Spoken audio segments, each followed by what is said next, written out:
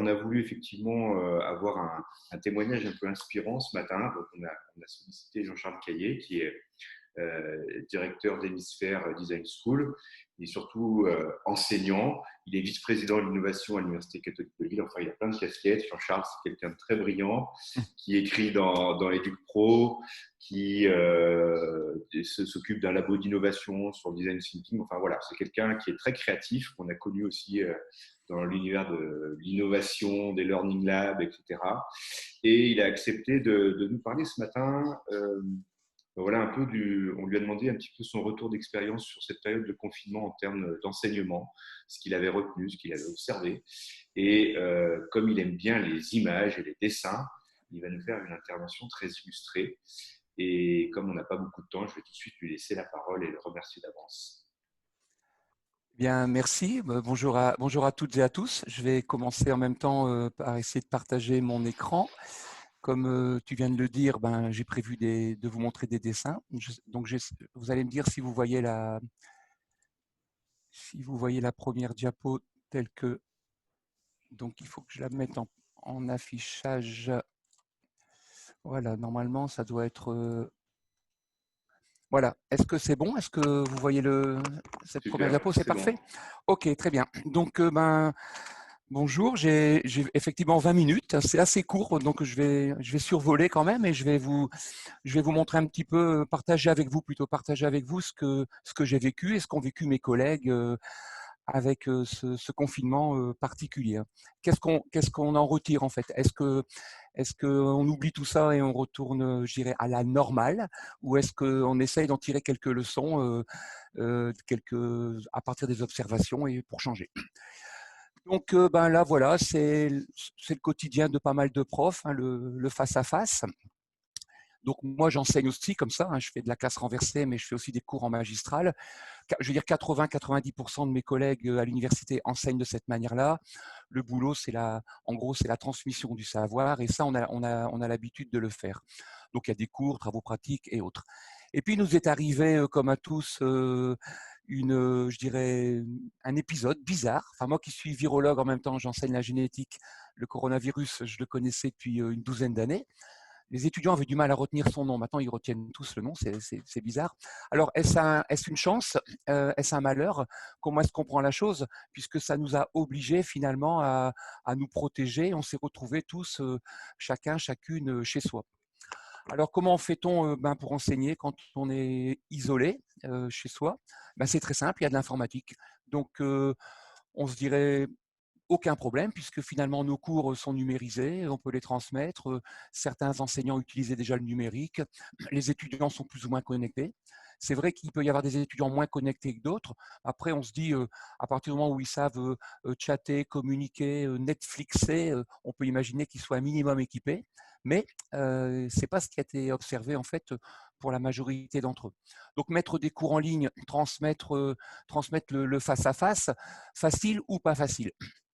En fait, on s'est retrouvé dans cette situation pour beaucoup d'entre nous. Et sur ce dessin, vous pourriez vous dire, est-ce un prof ou est-ce un élève? Eh bien, c'était les deux cas. Il y a des enseignants qui se sont retrouvés complètement perdus parce que d'abord, ils n'utilisaient pas les outils informatiques ou alors juste pour envoyer des mails. Et puis, il y a des étudiants aussi qui, malgré le fait qu'on les qualifie de génération X, Y ou Z, en fait, ils sont digital natives, mais surtout pour communiquer, s'amuser, mais pas pour travailler. Et donc, ce n'est pas la même chose que d'utiliser le numérique pour apprendre. Alors, parmi les problèmes qu'on a observés majeurs, je dirais, il y a eu la gestion du temps. En tout cas, moi, ça m'est arrivé pour certains cours et pas forcément pour tous.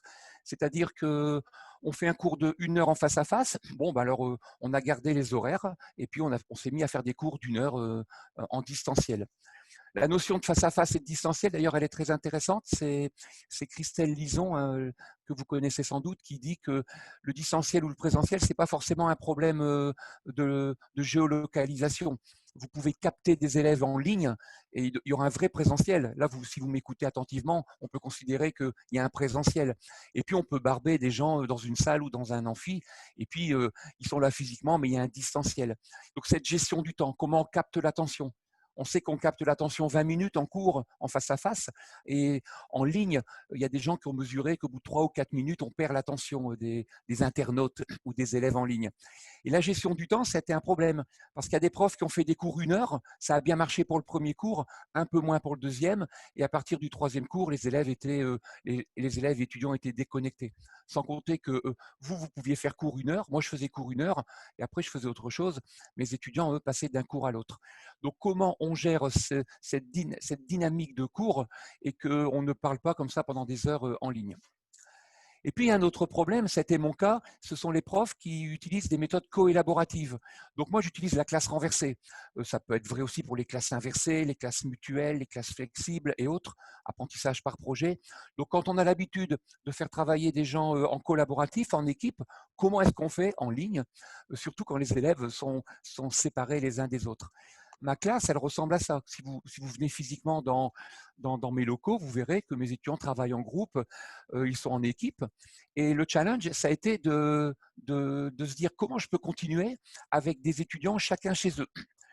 Alors, pour cette classe-là, moi, j'ai eu l'avantage d'avoir fait les 2 tiers de mon enseignement en présentiel. Donc, quand je me suis retrouvé en distanciel, j'avais mes équipes. Donc, mes équipes sont constituées, j'ai un casting, donc j'ai une bonne répartition de mes étudiants en équipe, ce qui fait que j'ai gardé les mêmes équipes en ligne, mais pas pour tous les travaux. Pour produire le cours, travailler comme ils avaient l'habitude, j'ai gardé mes équipes. Par contre, dans d'autres exercices, je les ai laissés se mettre comme ils voulaient.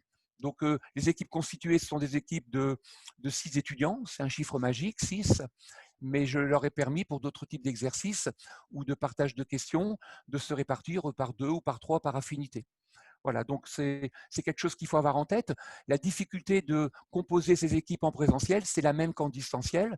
C'est juste que si vous connaissez les étudiants, ben, vous pouvez jouer un peu sur les 2 tableaux. Si vous les avez jamais vus, et moi, ça m'est arrivé pendant le confinement, on m'a attribué une classe d'étudiants que j'avais jamais vue.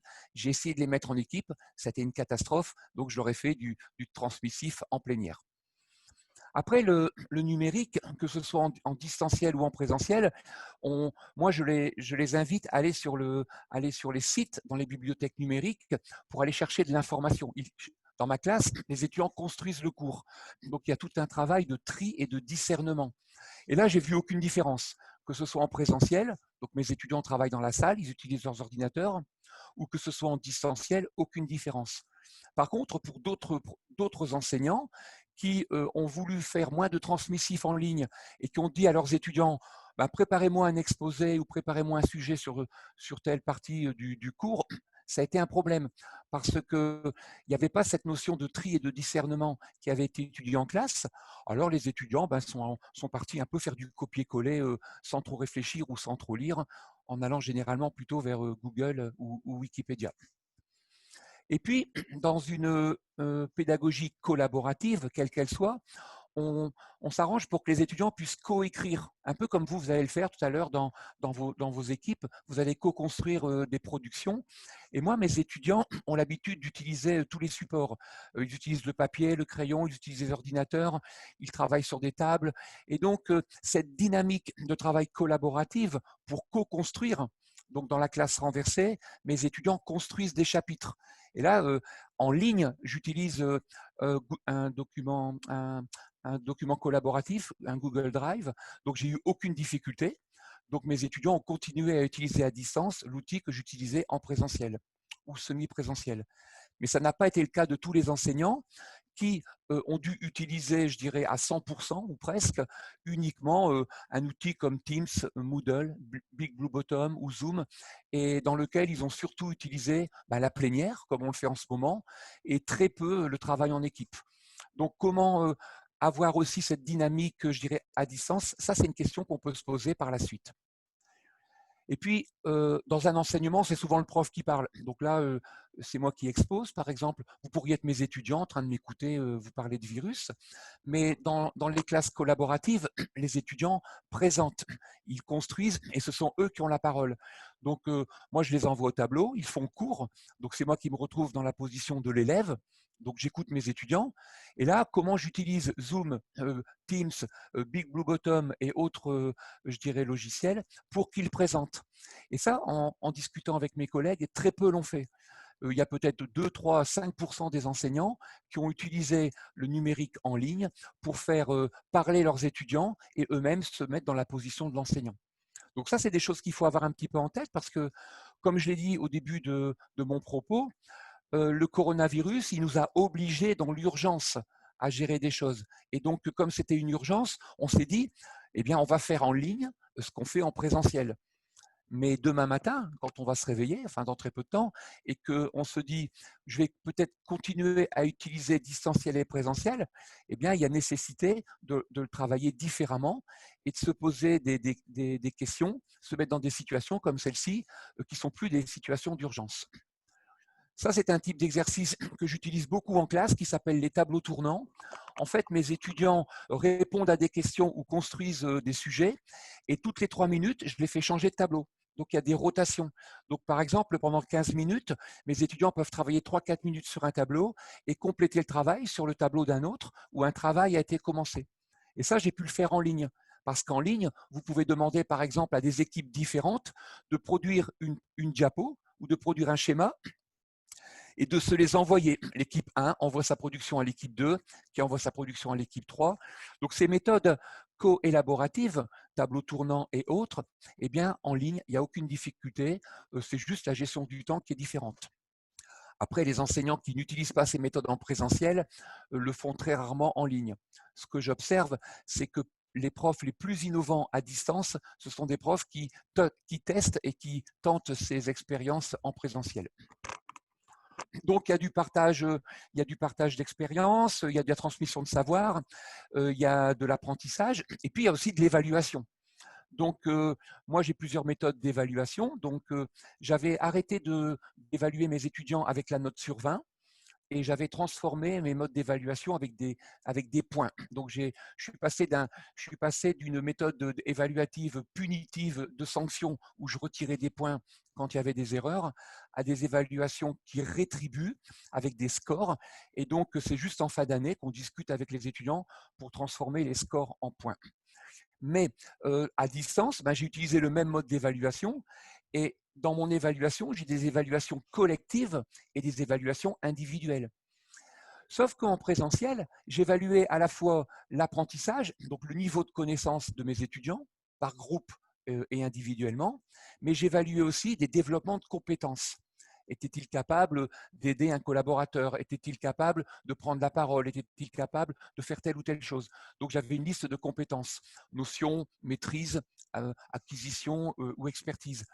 En distanciel, très compliqué. En distanciel, j'ai pu continuer à évaluer des productions, mais très peu de compétences. Et puis, comme j'ai une évaluation qui est surtout une évaluation collective, eh bien, j'ai mis au point depuis 7 ans un test que j'ai appelé la détection des passagers clandestins pour éviter qu'un étudiant qui contribue moins à un groupe soit payé, je dirais, à la même hauteur. Et donc, j'avais transformé un test qui existe, qui s'appelle le 180 degrés. En présentiel, ça marche super bien. Par contre, impossible de faire ce test en distanciel. Donc, j'ai dû, et il m'a fallu quand même repérer les passagers clandestins en distanciel. Donc là, j'ai inventé une nouvelle méthode que j'ai utilisée. Là, mes étudiants étaient confinés, donc je n'ai pas trop le temps en 20 minutes de vous la détailler, mais je pourrais vous la transmettre. D'ailleurs, je pense que je l'ai publiée sur EducPro, il me semble. Je ne me souviens plus. Et donc, pour évaluer des étudiants avec une méthode en présentiel, si vous voulez la transposer en distanciel, eh bien, il faut l'adapter parce que ça ne convient pas forcément de la même manière. Ce que j'ai fait en distanciel pour l'évaluation, je dirais que ça a ressemblé à 80%, mais j'ai dû faire quand même pas mal de modifications. Et puis, il y a eu aussi les examens. Donc, j'ai créé des examens en ligne. Et là, l'établissement m'a proposé de construire des QCM sur Moodle, mais je n'ai pas utilisé cette méthode-là. J'ai utilisé une méthode que j'ai créée aussi, enfin, j'étais inspiré, où j'étais en ligne. Donc, l'examen durait 2 heures. Ils étaient individuels chez eux. Et donc, l'idée, enfin, pour vous donner une idée, l'idée de l'examen, ça a été de faire un examen de 2 heures comme ils l'avaient en présentiel, sauf que là, je leur envoyais une question toutes les 15 minutes ou toutes les 20 minutes. Donc, ils découvraient la question au dernier moment et ils devaient la résoudre par équipe et toutes les équipes n'avaient pas les mêmes questions et il y avait une rotation au hasard.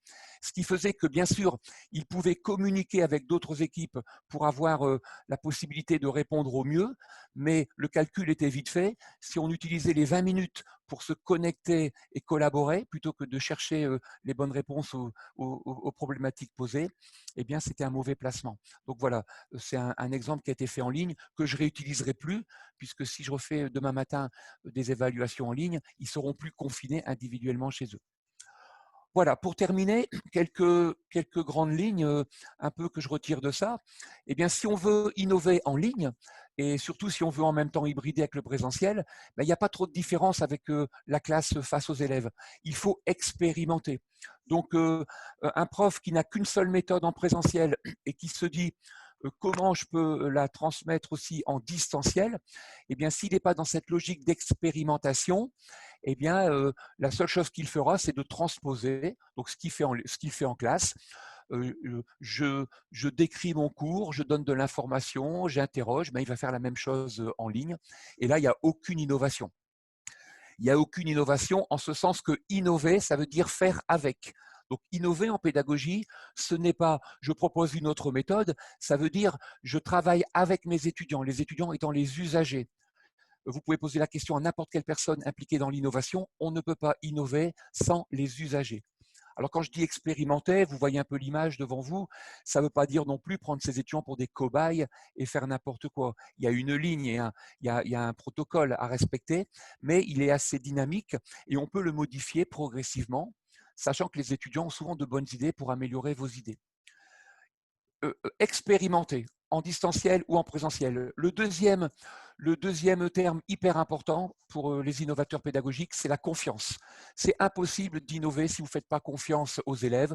Si les élèves ne vous font pas confiance, si les élèves ne se font pas confiance entre eux, si vous les faites travailler en équipe, par exemple, et là, il n'y a aucune différence entre présentiel et distanciel. Alors maintenant, si vous faites de l'hybride, ben vous connaissez les élèves, mais si vous faites de l'enseignement purement à distance, donc moi j'ai des collègues et ça m'est arrivé de faire du distanciel à 100% avec des gens que je n'ai jamais vus en présentiel, c'est plus difficile de faire confiance à des gens qu'on n'a pas vus dans la vraie vie. Mais bon, il faut avoir ça en tête. Une autre idée qu'il faut retenir, c'est le côté collectif ou individuel. Donc le do it yourself, faites-le vous-même. On donne aux étudiants du boulot, puis ils travaillent. Ou alors do it with others, faites-le avec les autres. Tout à l'heure, je vous ai entendu un peu dans les consignes, c'est pas pareil de travailler en groupe ou en équipe. Moi, mes étudiants, il y a des moments, je leur dis, vous devez travailler en groupe, peut-être vous organiser, vous répartir les choses, mais travailler en équipe, c'est comment vous faites le lien. Donc, quand j'ai des étudiants qui travaillent ensemble, c'est pas la même chose. S'ils se répartissent le travail et qu'il y a juste une addition, ou s'ils se répartissent le travail et puis qu'il y a des fusions et des interactions. Parce que quand vous mettez la note finale en ligne ou en présentiel, ben, si chacun d'entre eux a fait 1/6 du travail, mais qu'il n'est pas connecté aux 5 autres sixièmes, ben, vous êtes peut-être passé à côté de quelque chose. Et là, il n'y a pas de différence entre le distanciel et le présentiel. Une autre chose aussi qui est importante, c'est de lutter contre une maladie. C'est le biologiste qui parle. Donc, il existe une maladie, enfin je l'appelle comme ça, c'est pas la Covid, elle n'est pas virale, mais presque, ça s'appelle la programmite. La programmite, c'est une maladie qui peut être infectieuse, il y a des pandémies aussi, hein. Il y a aussi des zones à risque. C'est le fait qu'un enseignant pense que s'il n'a pas fait 100% du programme, eh bien, il a fait une faute professionnelle. Autrement dit, s'il n'a pas expliqué les 150 points de son chapitre, et qu'il en a fait que 149 ou 148, ça va poser un problème. Or, quand on veut innover, quand on veut faire interagir les étudiants entre eux, et si on veut vraiment déclencher des choses, eh bien, il faut parfois se dire, ben, je vais me concentrer sur certaines parties. Donc, juste pour résumer, moi, mes étudiants, par exemple, j'ai arrêté en présentiel comme en distanciel de leur faire 100% du programme pour qu'ils en retiennent que 50 à 60%, 70. Ils co-construisent par eux-mêmes les 60 à 70 et ça leur permet, chacun à leur vitesse, d'aller explorer le reste. Et donc, comme vous le voyez ici sur cette illustration, il y a une hybridation qui n'est pas seulement une hybridation distancielle présentielle, mais qui est aussi une hybridation enseignement académique et enseignement innovant.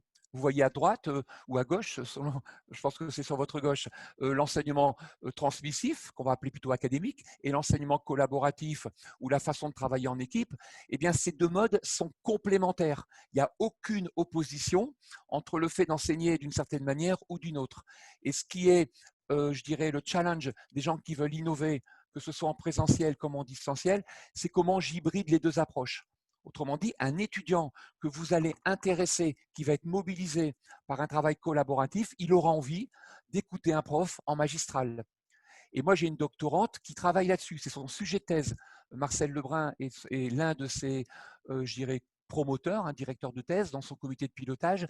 Et elle étudie, elle mesure le niveau d'engagement et de motivation des élèves en équipe qui montre qu'ils ont plus de plaisir à travailler aussi dans de l'apprentissage classique.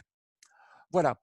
Pour terminer, je retiens, parce qu'on le pratiquait aussi avant la pandémie, avant le confinement, c'est que si on veut avoir des bonnes idées demain matin pour bien hybrider l'enseignement à distance et l'enseignement en présentiel, il n'y a aucun prof, aucun spécialiste individuel de l'innovation pédagogique qui va vous donner des bonnes recettes. C'est un travail collaboratif. Donc si demain matin, vous allez dans des établissements et vous vous demandez comment ils ont réussi à marier, à hybrider aussi bien le présentiel et le distanciel, ce qu'ils font en distance, c'est des choses qu'ils ne font pas en présentiel.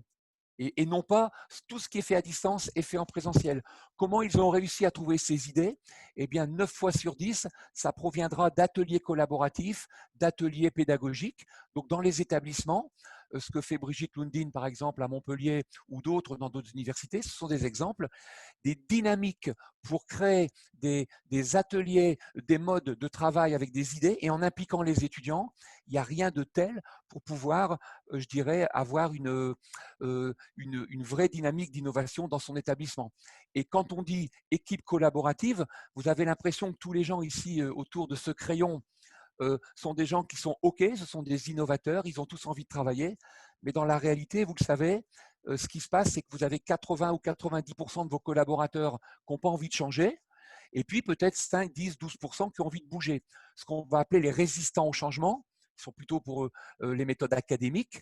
D'ailleurs, ceux-là, quand vous les mettez en distanciel, ils vont vous remettre en distanciel exactement la même méthode que le présentiel. Eh bien, ces enseignants, ces collègues que vous pourriez qualifier de résistants au changement, il faut savoir qu'il ne faut pas lutter contre eux parce qu'ils sont indispensables à l'innovation pédagogique. Autrement dit, quand vous réussissez des performances innovantes, il faut les associer parce qu'on ne peut pas innover en pédagogie en présence comme à distance si on n'associe pas les gens qui ont des méthodes classiques. Et s'ils ne sont pas dénigrés ou stigmatisés, s'ils comprennent que ce que vous faites, même si c'est bizarre, eh bien, ça contribue aussi, je dirais, à les mettre en valeur, eh bien, eux seront capables de vous débrouiller un problème parce qu'ils ont l'expertise. Voilà. Donc, vraiment, retenez ça aussi parce que c'est un conseil que nous, on pratique. On innove entre innovateurs pédagogiques, mais en utilisant aussi, en travaillant avec les usagers, qui sont les étudiants, nos étudiants, et avec nos collègues qu'on pourrait parfois, je dirais, malencontreusement qualifier de has-been ou de non-innovants. Nous-mêmes, on fait partie aussi de ces profils et c'est vraiment un travail, je dirais, d'hybridation à double ou triple sens. Voilà, c'est un peu frustrant et short en 20 minutes, mais j'ai essayé de balayer le maximum de choses de manière à pas trop manger sur votre temps de travail qui va suivre.